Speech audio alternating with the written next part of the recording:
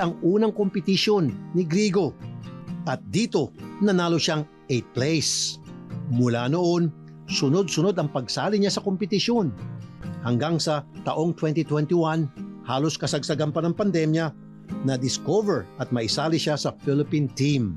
Nung reaction po ng magulang ko is medyo hindi po sila makapaniwala kasi talagang isang paa nakakapag-bike po. Yun nga lang, hindi pa nga siya nag-iinit sa team.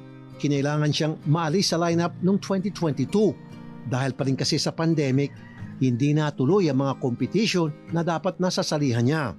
Nung nalaman ko po na isa po ako na matatanggal dun sa lineup po namin is sobrang lungkot po, parang nawalan po ako ng pag-asa na mag-ensayo kasi totally sana yung paglaro po namin is yung masaya po, kaso yung natanggal po ako, medyo sobrang lungkot po. Sa kabila nito, nagpatuloy sa ensayo si Grigo. Tuloy din siya sa pagsali sa local competitions. At itong Hunyo, nangyari nang muli ang pinakaasam-asam niya. Kinuha siyang muli sa Philippine team. Sobrang saya po.